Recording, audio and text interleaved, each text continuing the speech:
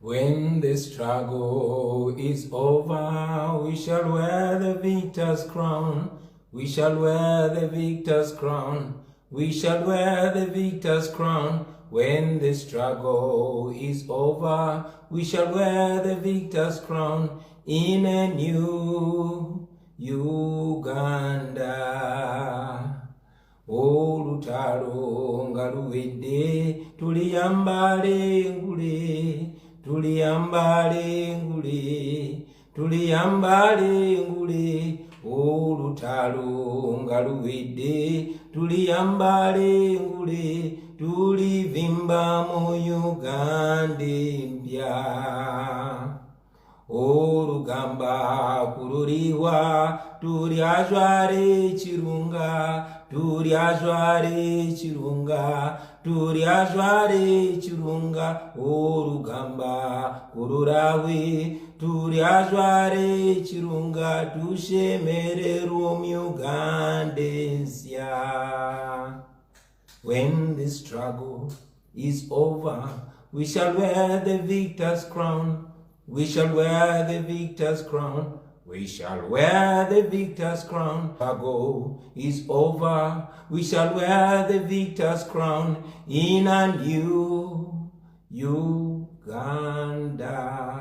People power is our power. Our power, people power. Fellow Ugandans, I greet you all in the name of the Almighty God. I am very grateful to finally address you, even though my home is still surrounded by soldiers and the military.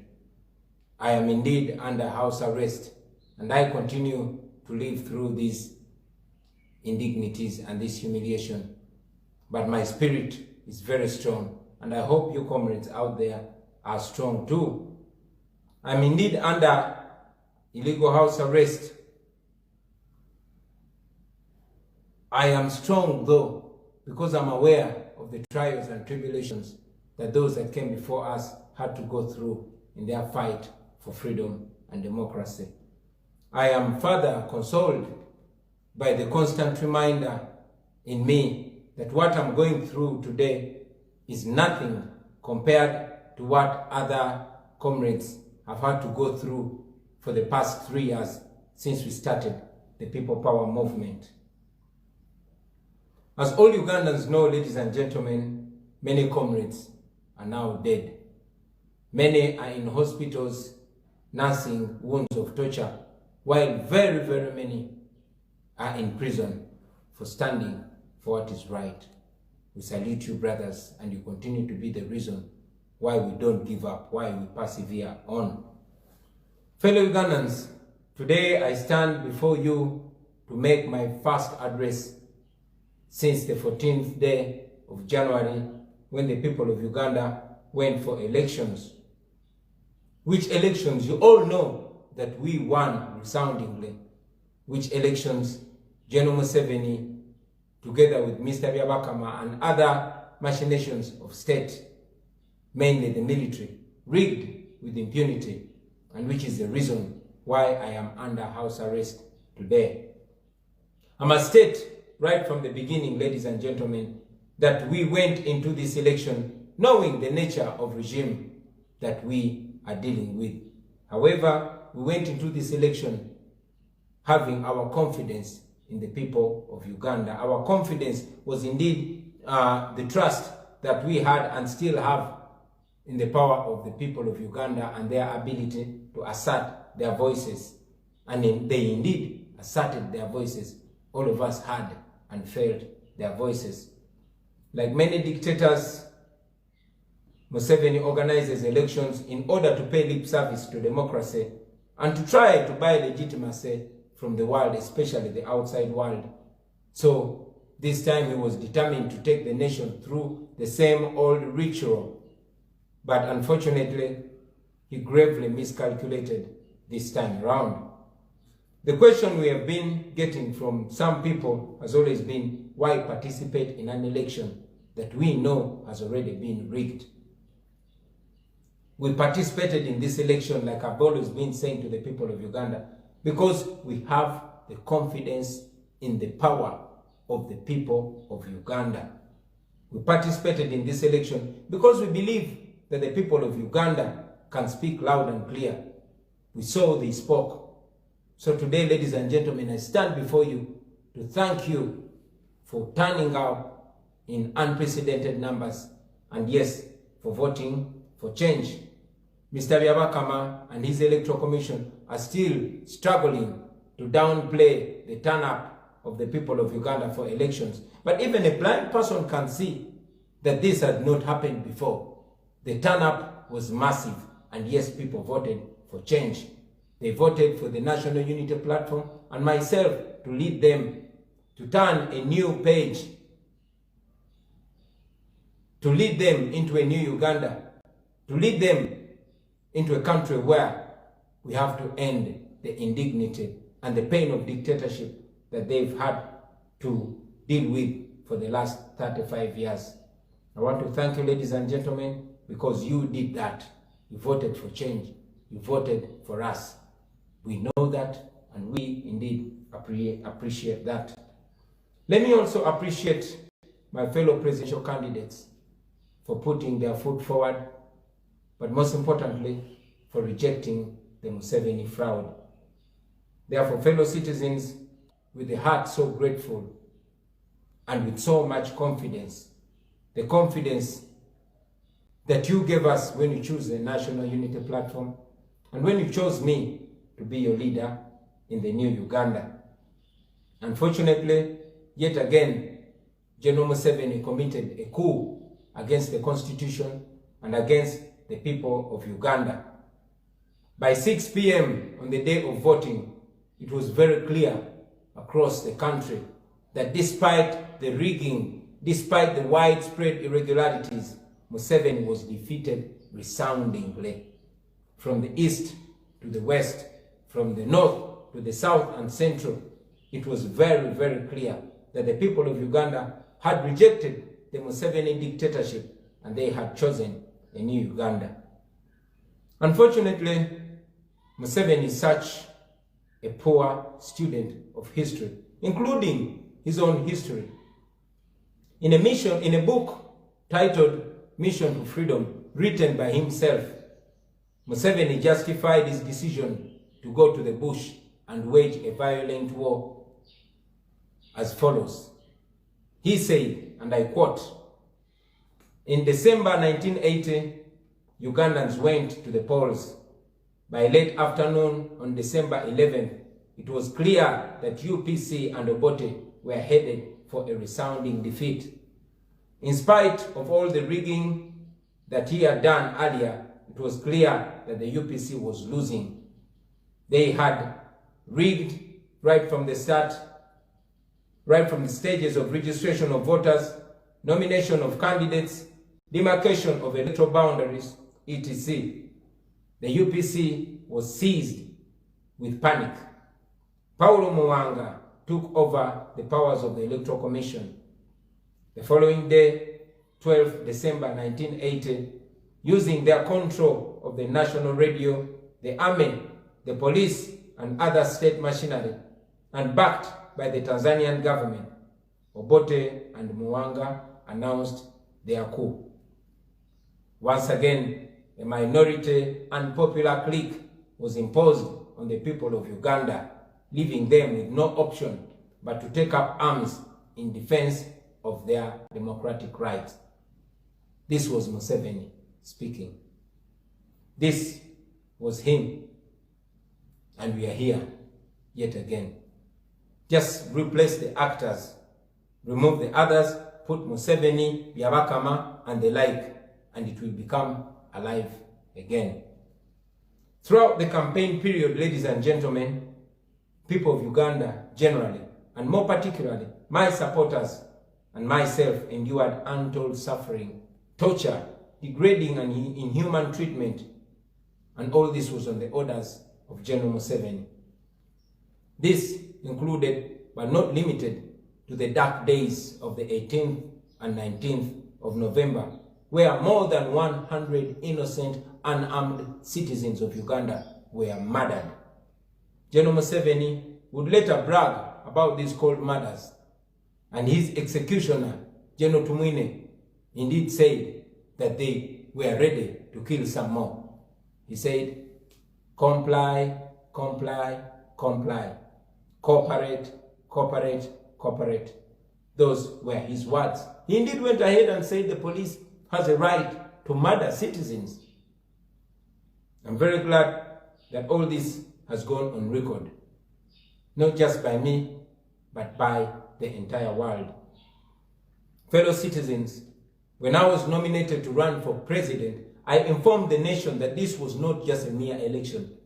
I told you that this was a revolution. And I want to tell you today, ladies and gentlemen, that the revolution is going on and nothing, absolutely nothing, will stop this revolution of the people. The regime is desperate to close this chapter and pretend that everything has moved on. But I will tell them today, this is just the beginning. We are removing a dictator, and we are not going to rest until we accomplish this mission. The people of Uganda had every reason to fight for freedom, and now they have an even bigger reason to fight. Their victory was stolen, and they will not give up until they defend their victory, because it was stolen in daylight. The people of Uganda are not fools, and certainly not this generation. Like most national and international bodies have noted, this election was marred with massive irregularities, including state-inspired violence, intimidation, harassment of my supporters, myself, and other opposition candidates. There was a lot of ballot stuffing with pre-ticked ballot papers in favor of General Museveni. There was alteration of declaration of result forms, the confiscation of declaration forms from our agents by security personnel, the flawed tallying processes, etc., etc. In many districts across the country, our agents were picked up from polling stations, and up to now, very many of them are not known where they are detained. They are still missing.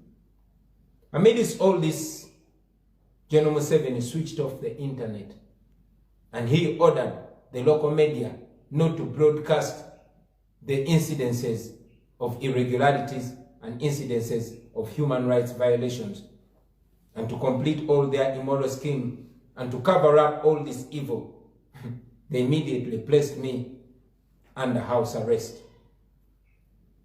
It will be remembered, ladies and gentlemen, that 2 weeks to the election, my entire campaign team was arrested.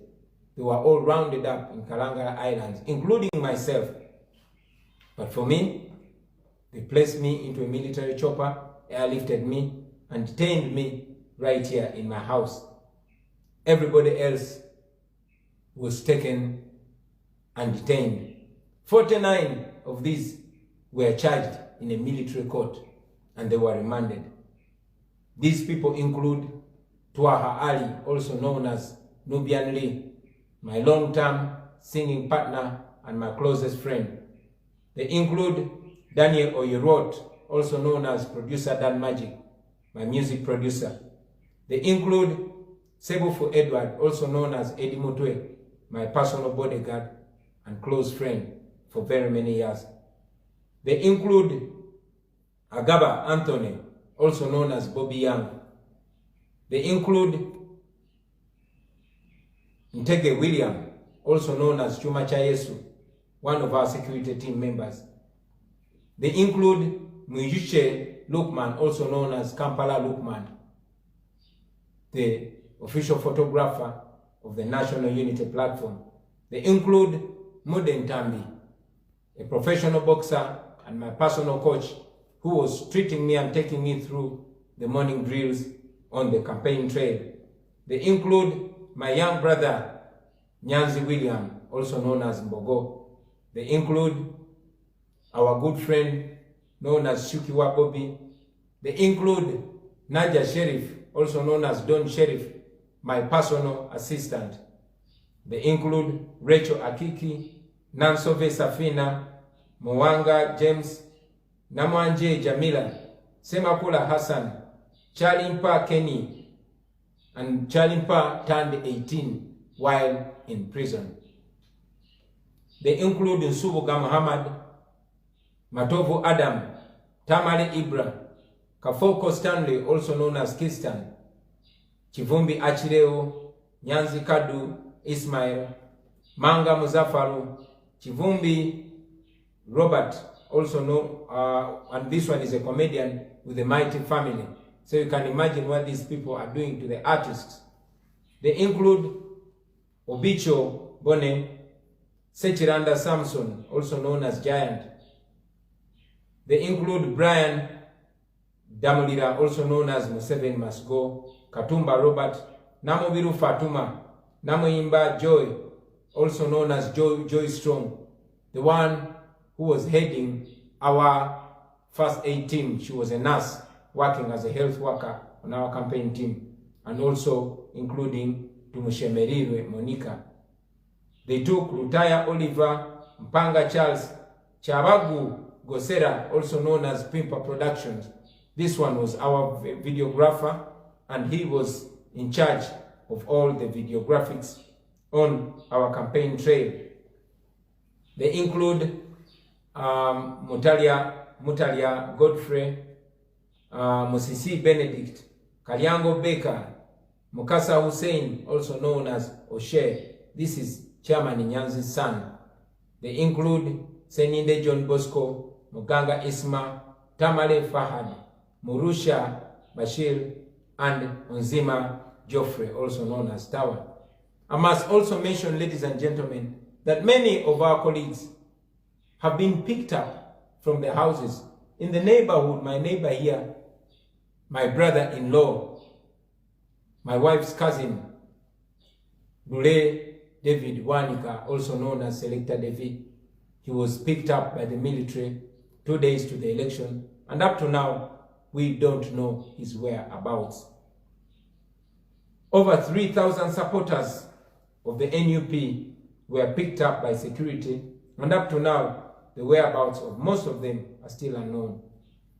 These and many other irregularities and fraudulent actions for which we have overwhelming evidence prove one thing. This has been the most fraudulent election in the history of Uganda.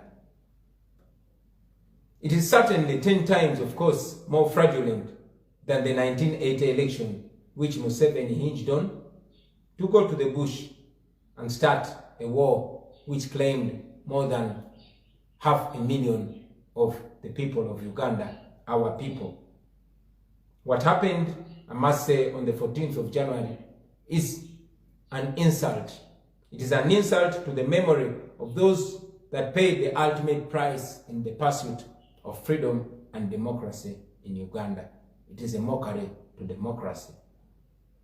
Friends, Article number 1, Section 4 of our Constitution provides that the people of Uganda shall express their will and consent on who shall govern them and how they should be governed through regular, free and fair elections. But for Museveni and his regime, they have eliminated the words free and fair. We therefore categorically and unequivocally reject the manufactured results of Museveni and Mr. Byabakama and all the operatives. We reject those results. They were fabricated by Museveni and his operatives and read by Byabakama. That was an insult to the voice of the people of Uganda, and yes, an insult to democracy. They do not in any way represent what the people of Uganda said on the 14th of January. We have overwhelming evidence to that, and therefore we reject those elections. We reject the results. Yes, we do. We call upon the people of Uganda to reject this mockery and to refuse to acknowledge Museveni as the winner of the 14th January polls. We defeated Museveni. We defeated them. And we were supposed to be announced as winners. But as usual, Museveni bulldozed the Electoral Commission, which was clearly not in charge of the election. They took over all local media stations, and as you saw, They announced fake results which are not anyway connected to what actually happened at the polls. Ugandans must resist this treasonous attempt to forcefully impose, for Museveni to forcefully impose himself on us as president, because he is not. Resisting it, but it is a duty for all the oppressed people.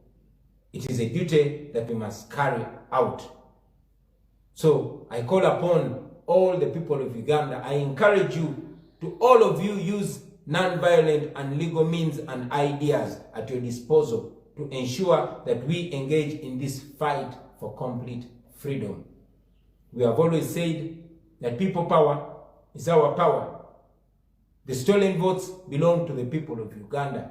The people of Uganda must rise up, rise to the occasion and free themselves and their country from that small group of gunmen that do not care about the future of Uganda. Their only intention is to plunder Uganda and oppress the people of Uganda. Unlike Museveni, who unleashed untold violence and suffering on the people of Uganda in the 1980s, we choose non-violence. Our strategies are completely non-violent. We are committed to non-violence because we despise violence. That is what makes us different from Museveni. That is why we are fighting to remove a violent tyrant. Studies have shown in the past that non-violence is even much more effective in breaking violent dictatorships. I therefore encourage all of you citizens to take a firm stand against the Museveni regime. We can finally remove it. I guarantee that to you. And finally, many Ugandans are eager to hear our position on whether or not we shall go to court to challenge the thuggery and the fraud that Museveni and his cohorts unleashed on the people of Uganda. From the 17th of January, when the coup was announced, we have received numerous calls advising us on different strategies, and we are very grateful, ladies and gentlemen. Those who have been against going to court have told us that. They've told us it's a waste of time. They have argued that the composition of our Supreme Court, as it is today, would not rule against General Museveni because he is simply the one that appointed all of them. They have made reference to the past cases filed by Dr. Kizza Besigye, filed by Honorable Mama Mbabazi in the same courts, and how the decisions were arrived at. They have argued that to go to court is to give Museveni another stamp of legitimacy. Then there are those who are advising us to go to court. Even when they are skeptical about the outcome, they think that we have an opportunity to file all this overwhelming evidence before a court of law. This they want us to do for present and future reference. They think we should exhaust all the present legal avenues, and if they have any shortfalls, which many believe they do, then they are urging us to use this opportunity to expose them. I must also add, ladies and gentlemen, that the regime has been actively trying to block us, to frustrate any attempts for us to go to court. One, they have held me captive without any charge for now 8 days. They have intimidated all our polling agents, but most crudely, they have confiscated more than 4,000 of our declaration of result forms. These forms are crucial in an election petition, and I believe that is why they chose to confiscate them. We have tasked the authorities to return these forms because they actually confessed to having taken them, but they're not responding. The leadership of the National Unity Platform is in the process of consulting stakeholders, but most importantly, consulting the common people, because that is where we get our biggest support from. And in a few days, ladies and gentlemen, we shall communicate our decision to the nation about that matter. As regards my illegal house arrest, the police and the military have failed to explain why they are surrounding my house, why they've taken over my compound. They have failed to explain that. My legal team was here with me yesterday. For the first time, they were allowed to access me, and they explained to me that they have filed a case of habeas corpus in court, and court is yet to determine that. Fellow Ugandans, I urge you to stay strong, stay confident, stay moving on. The harder the battle, the sweeter the victory. I can guarantee you, we are removing a dictator as a generation. Nsaba muzikirize ate era njogereko mu Luganda mikwano gyange. Bannayuganda bannange mwenna mbalamusizaako mu linnya lya Mukama waffe Katonda, era ndi musanyufu olw'okufuna omukisa guno ogusookedde ddala okwogerako gye muli. Newankubadde ng'amaka gaffe geetooloddwa abasirikale n'abapoliisi, era ndi musibe mu maka gange newankubadde nga sirina musango. Wadde ndi mu mbeera eno, ekimpa amaanyi kwe kumanya nti ate embeera gye ndimu teyina kyeri ku mbeera bannange gye bayitamu.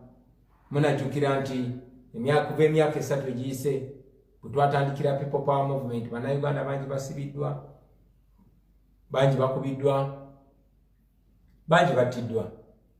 Naye Mukama tuyambe ne tutagwamu maanyi, era olunaku lwa leero tukyali b'amaanyi era tweyongera kuba n'amaanyi. Mwenna mumanyi baganda bange nti wano wenyimiridde olwaleero, nyimiridde okwogera nammwe omulundi ogusookedde ddala okuva bwetwava mu kulonda. Okulonda kwe twawangula, mwenna mwakiraba okuva mu mambuka Amaserengeta, okuva ebugwanjuba paka ebuvanjuba, twawangula. Newankubadde mwami Museveni ng'ayambibwako mwami Byabakama n'amagye n'ebitongole byonna ebikuumaddembe baasalawo ate babe obululu bwa bannayuganda. Ne bagezaako bubba ne bubalemerawo, ne basalawo busazi bitaliiyo. Mwami Byabakama byalangirira tebiriiyo. Babiyiya buyiiya awo ba operative wa Museveni ne babimuwa, n'agenda ku TV ezaali ziwambiddwa zonna n'abikola ki? N'abirangirira.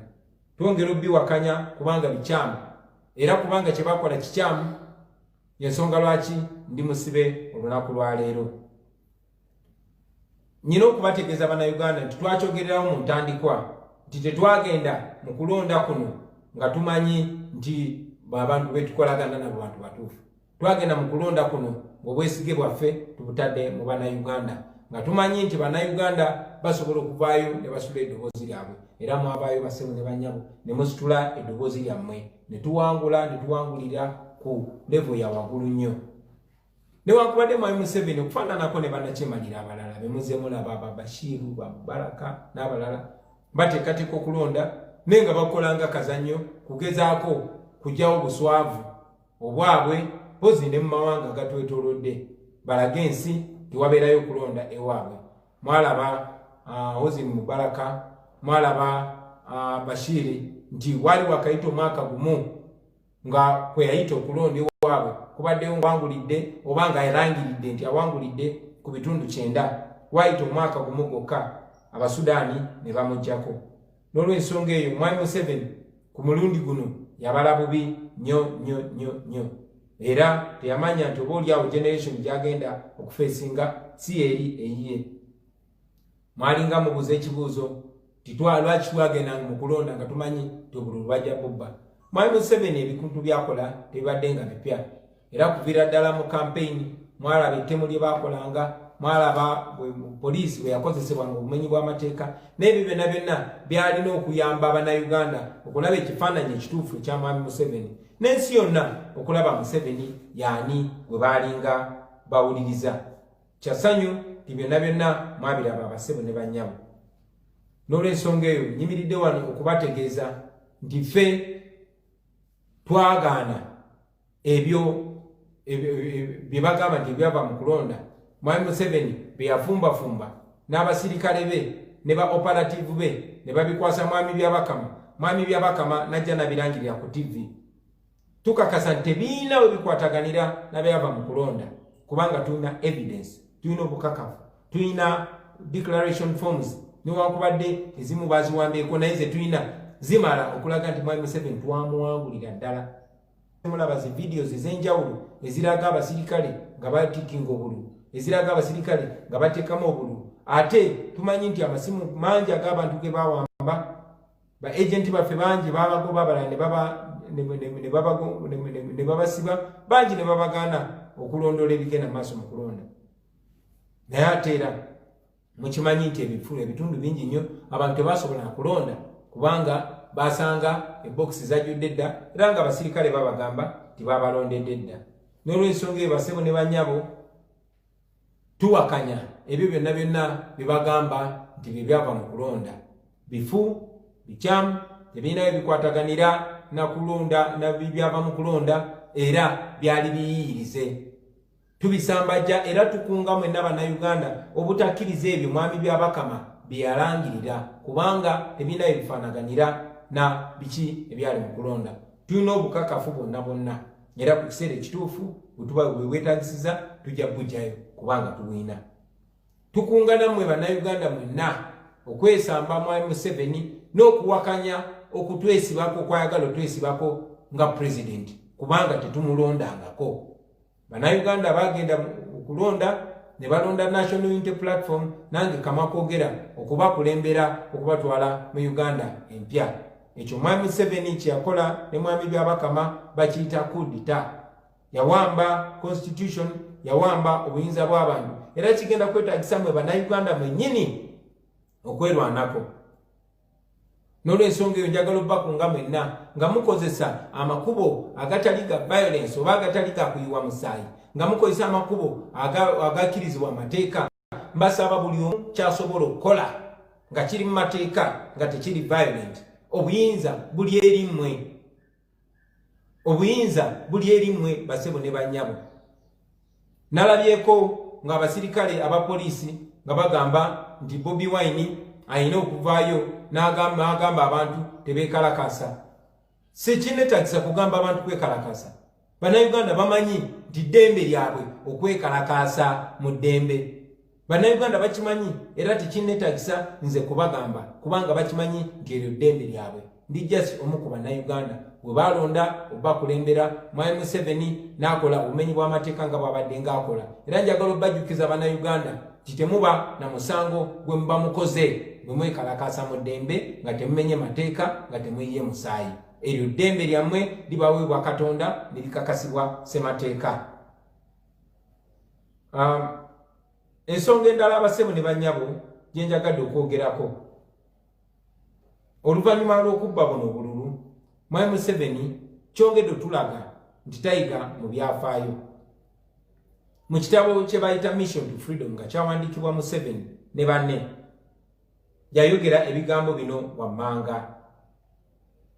Yagamba nti mwezi gwa Desemba omwaka gwa 1980 bannayuganda bagenda okulonda.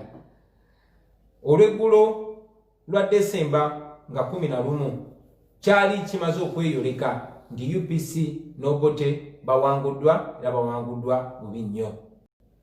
Newankubadde nga waaliwo okubba obululu, nga waaliwo obumenyi bw'amateeka n'ebitasaanidde mu mitendera gya kulonda bye baali bakoze, ng'omwo mwe mwali okukyusakyusa regisita z'abalonzi, mwe mwali vulugu mu kunominatinga abakandidati, nga mwe mwali ne vulugu ow'okusamu ebitundu.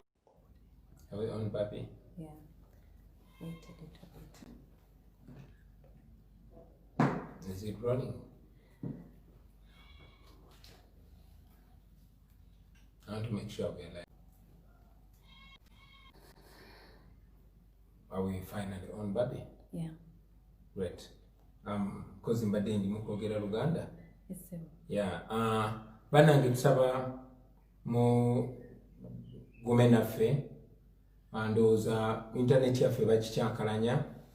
Waliwo obunyonyi obwetolola wano, ensonga lwaki mugiraba evaako neddako naye lazima tugezaako okumakinga sure obubaka buno obubatuukako, so ne bwe bange kutuka tusaba mutusaasire. N'ekirala producer wange mukyala Bobi Kyagulanyi, so olumu bwe bimutabukako alina okwasaganya ebintu bingi, tubasaba mubearinge naffe. Mbadde nkyabategeeza nga mwami Museveni bwe yaganira ddala okuyiga mu byafaayo n'ebyafaayo ebibye byennyini naye byo yalemwa okubiyigamu. Mu kitabo kye bayita Mission to Freedom nga kyawandiikibwa Museveni yennyini ne banne mu myaka gy'ekinaana yayogera bw'ati ng'annyonnyola bwe yali annyonnyola lwaki baakwata emmundu ne bagenda mu nsiko ne batandika olutalo. Olutalo olwo lwatta abantu abasukka mu kitundutundu ky'akakadde abasukka 50,000. Naye bw'ati Mwami Museveni bwe yayogera era nkootinga buli kigambo kye yayogera. Yagamba ti mwezi gwa Desemba mwaka gwa 1980 Bannayuganda bagenda mu kulonda. Twagenda okuwera mu ttuntu erya Desemba nga 11 kyali kyeyoleka-lunye the UPC n'Obote baali bawanguddwa ate nga bawanguddwa bubi nnyo.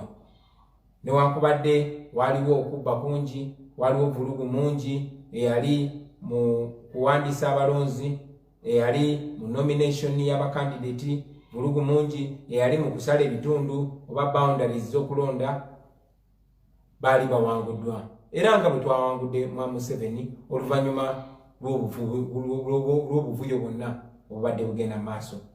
UPC yajjula okubuguutana oba panic. Paulo Muwanga yagenda maaso n'awamba obuyinza bw'akakiiko k'ebyokulonda ebiseera ebyo. Era olunaku olwaddako nga 12 Desemba omwaka gwa 1980 nga bakozesa obuyinza bwe baali bawambye ku radio ey'eggwanga, nga bakozesa amagye, nga bakozesa poliisi n'ebitongole byonna ebya gavumenti, era nga bayambibwako gavumenti ya Tanzania. Obote ne Muwanga balangira okuwamba gavumenti kwe baali bayita okuwangula obululu nga Museveni bwe yakoze. Omulundi omulala akagurupu ak'abantu abatono abaali tebaagalibwa baddamu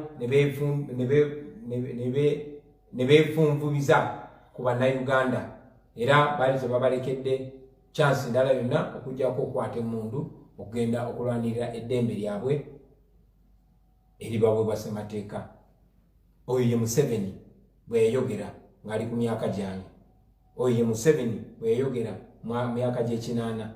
Naye oluvannyuma lw'emyaka 40 twetolodde ne tudda mu kifo kyekimu era kati we tuli.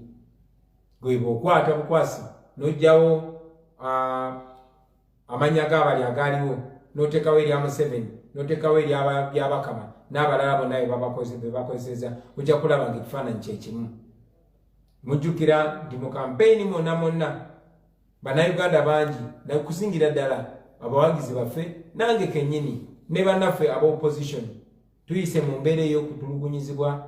Bannayuganda bangi batemuddwa. Mujjukira nga 19 ne 18 omwezi gwa Novemba batemula Bannayuganda abasukka mu 10 newankubadde Mwami Museveni yagamba nti Bannayuganda 54 be battibwa. Bano oluvannyuma Museveni yavaayo neyewaana nga bwe yabasse, era Ssaabatemu gwe bayita Eritu Mwine yavaayo n'agamba basobola n'okutta abalala, n'agamba poliisi eyina eddembe n'obuyinza okutemula Bannayuganda. Yagamba mugonde comply oba si kyo n'ayimbawo akayimba ako. Eyo embeera gye tulimu baganda bange. So batuuze bannange nga bwe nabategeeza okuva mu ntandikwa tukuno kulonda kwe tugenze si kwe kulonda okwa bulijjo. Eno bagiyita revolution oba enkyukakyuka sinziggu ng'egenda kuleetebwa mwe Bannayuganda. Fe okwawukanako ne Mwami Museveni tetuli batemu nga ye, tetukwata mundu era tetubakwata kunga kwata mundu, naye tumanyi temulina amaanyi, mulina obuyinza obusobola okukyusa embeera yammwe, tusobola okubakulembera, naye mwe mulina okusalawo nga Bannayuganda. Tumaze okubategeeza nti tuwakanya ebyo byonna bye bagamba nti bye byava mu kulonda, era tubakunga mwenna Bannayuganda mwe biwanye. Mubadde nga n'ensonga lwaki mulwanirira eddembe lyammwe, naye ate kati mulina ensonga ey'amaanyi. Obuwanguzi bwammwe bwabbiddwa abantu abatono ab'olubatu, era abantu bwe muba musazeewo basebo ne bannyabo, abantu abo tebasobola kubafuga nga temukkiriza. Nze nga nkibagamba nti no one can make you a slave without your permission. Tewali asobola kufuula muddu nga tokkiriza.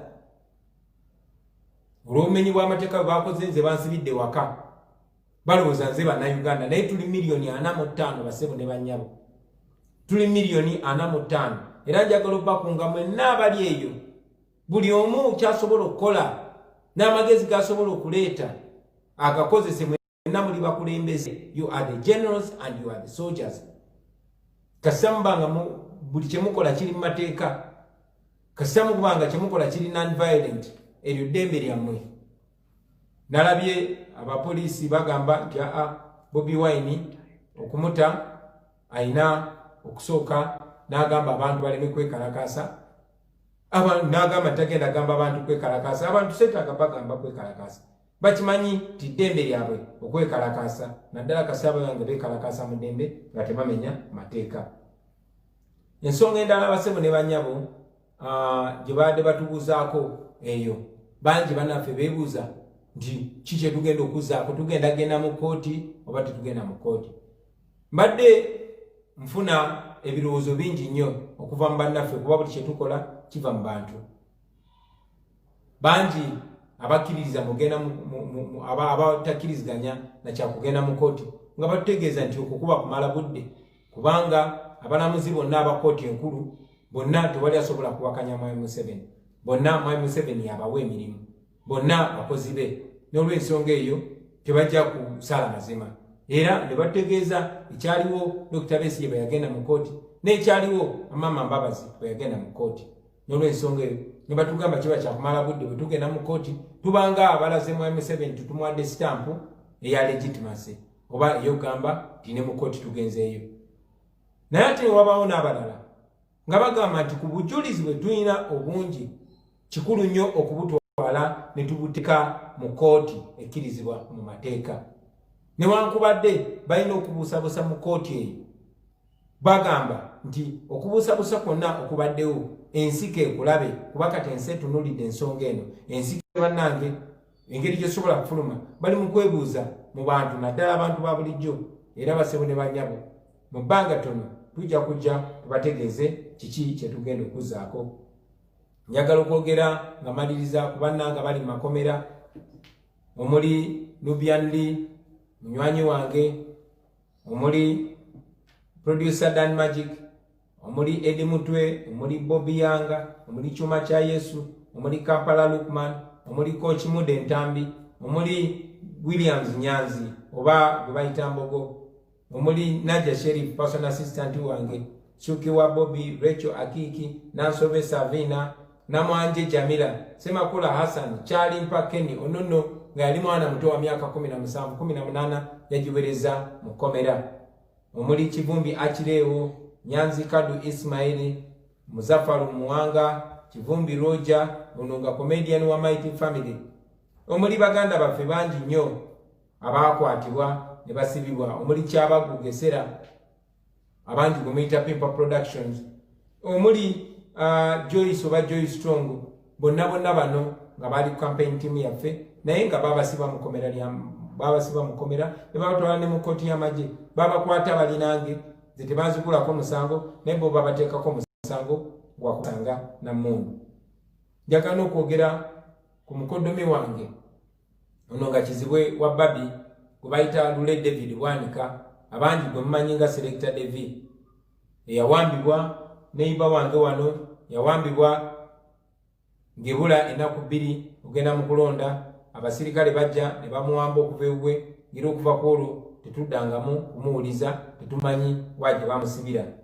Naye bino byonna basebo ne bannyabo bikolebwa olw'obutiitiizi. Mbajjukiza abaganda bange nti Museveni kyakoze yakikoze mu bumenyi bw'amateeka.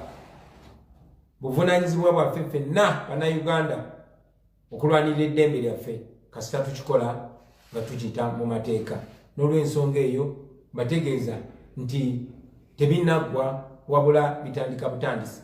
Mwami Museveni afuba nnyo okulaba nga baggalawo eno chapter bagende maaso bagambe ebyo byaggwa, naye mbategeeza tebinaggwa wabula bitandika butandisi.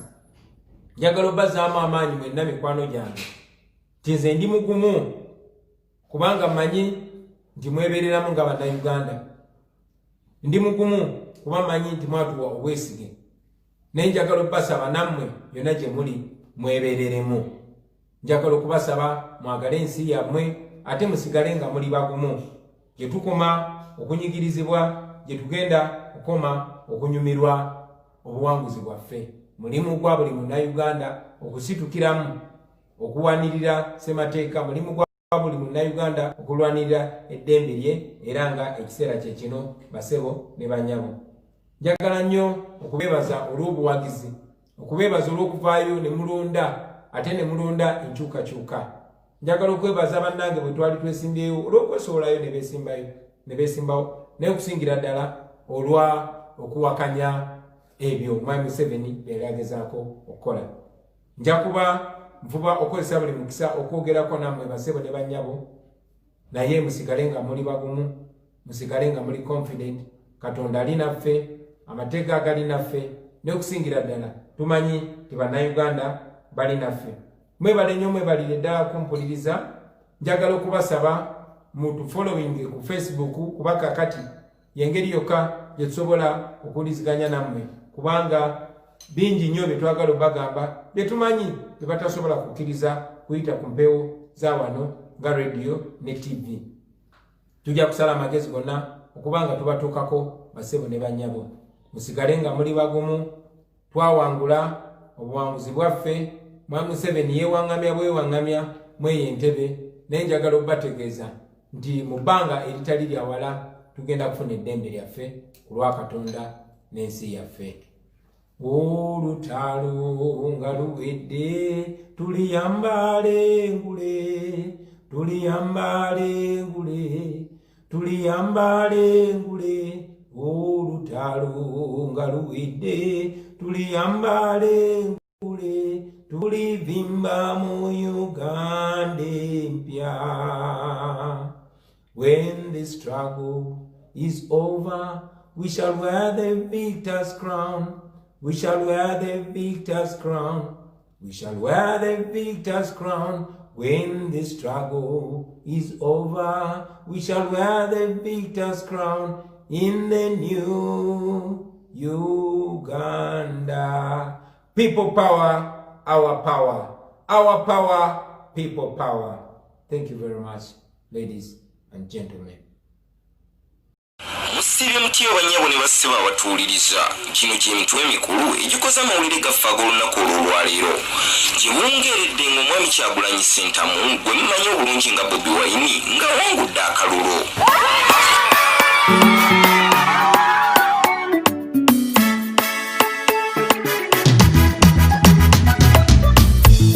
Kuba kafaananyi kiriba kitanga Bobi awangudde.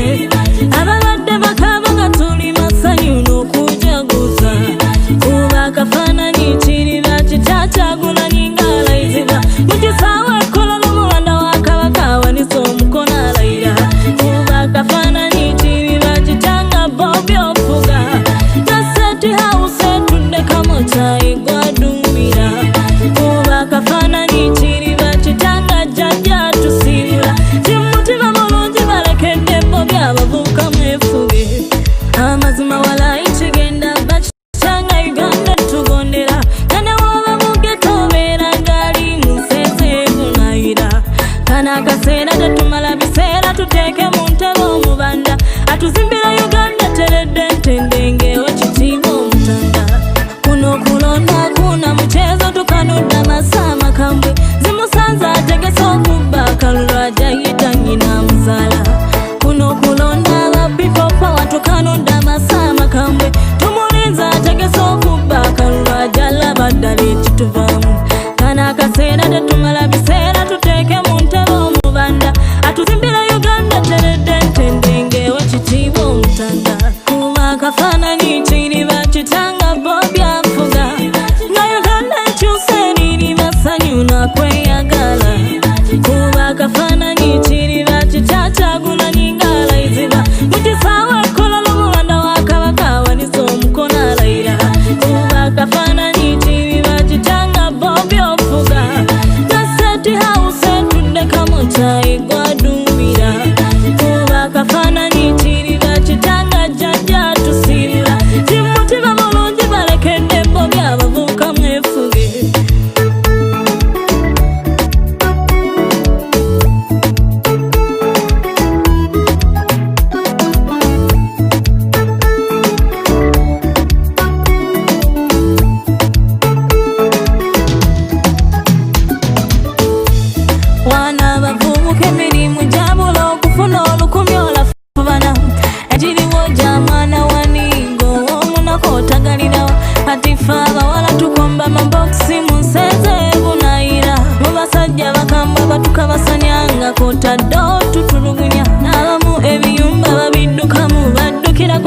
tezibayambye n'oluusi bafiiriddeyo n'emirambo tegiziddwa kuba akafaananyi kiriba kitanga Bobi awangudde abalwadde bakaaba nga tuli masanyu n'okujaguza kuba akafaananyi kiriba kita Kyagulanyi ng'alayiziba mu kisaawe ekkola omuwanda wa Kabaka awanise omukono alayira kuba akafaananyi kiriba kitanga Bobi ofuga State House etudde Kamotayi gwadumira kuba akafaananyi kiriba kitanga jjajja tusiibula kimutima mulungi balekedde Bobi abavubuka mwefuge Abanayuganda tufuuse abagwira mu nsi eyaffe abanansi omuntu wawansi talina kakeeya ababbi b'ettaka kye batukoze bakozesa maanyi tebawabirwa mwanadamu akoze atya Matilda Powers kijja kuggwa Pipa Management kana akaseera tetumala biseera tuteeke mu ntebe omubanda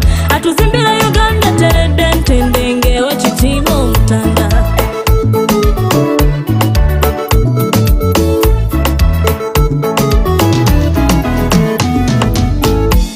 kuba akafaananyi kiriba kitanga Bobi afuga nga Uganda ekyusa ebiriba sanyu nakweyagala kuba akafaananyi kiriba kita Kyagulanyi ng'alayiziba mu kisaawe ekkola l'omuwanda wa Kabaka awanise omukono alayira kuba akafaananyi kiriba kitanga Bobi ofuga State House etudde Kamotayi gwadumira kuba akafaananyi kiriba kitanga jjajja tusiibula kimutima mulungi balekedde Bobi abavubuka mwefuge